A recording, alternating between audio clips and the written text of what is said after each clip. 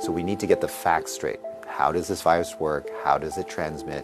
Where does it want to go? And let's protect ourselves. I'm Dr. Peter Lin. I'm a family physician in Toronto, Canada.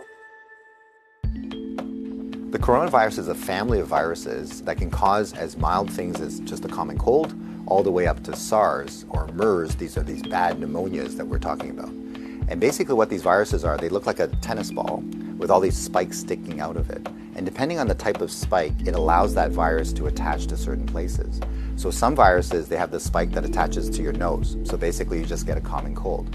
But the SARS virus and this new virus that we're talking about has the spike that allows it to attach to the cells in your lung. And when it attaches there, it puts in information to make photocopies of itself. So it uses our equipment to make more viruses.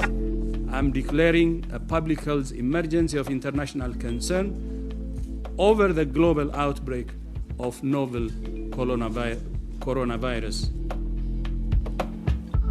Most of the coronaviruses live in animals. In this particular case, it was from Wuhan. There was a fish market where they were selling live animals.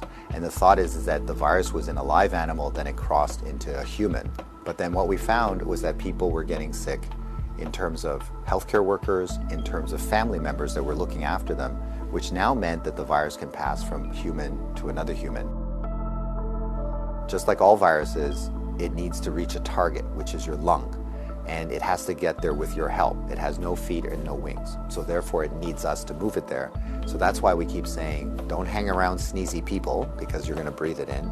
And don't touch your face because that's how the virus is gonna get in. The masks are helpful, but they're not necessary because they're leaky. The ones that you and I buy basically have pockets here, so therefore the virus can get in. What the masks really do is they stop us from touching our face. If you're sick, we tend to mask you, so therefore you're not spewing out the viruses to other people sitting around you. The true people that have the real masks are the N95. Those are sealed. These are for the doctors that may be caring for the patients. So in the beginning, the coronavirus will cause kind of like flu-like symptoms or a cold. So people just get the stuffy nose, that kind of thing. But you'll understand that as soon as that virus starts manufacturing in your lung cells, they're producing all these copies of the virus, all of a sudden now you kill the lung cells. So now you can't exchange oxygen. And that's why one of the early symptoms is people get very short of breath and they tend to have a difficult time breathing, and that's why they end up in hospital.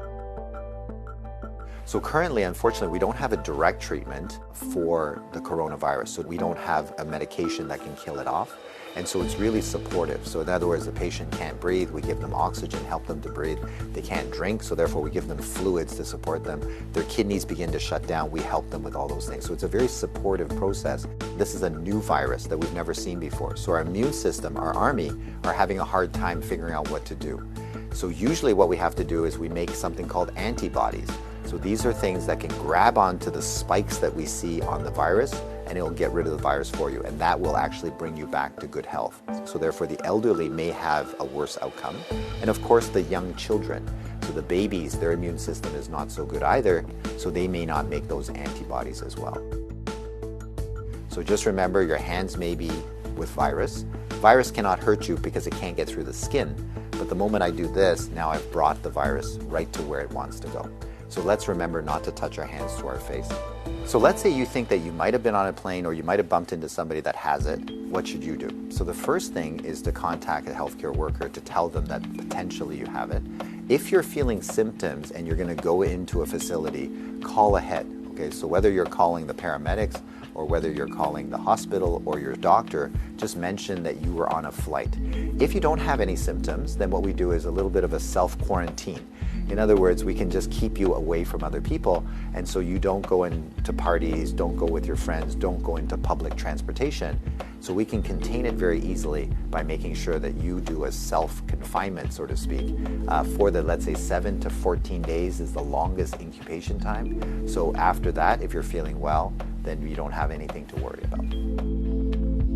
So if we get the facts right, then we don't have to be overly worried, but we do the right things so that we don't get the virus ourselves and that we don't pass it on to others. And if we look after each other in this way, this virus will have nowhere to go. It needs us to move it, it needs us to make copies for it, and if we don't help it, then the virus will stop.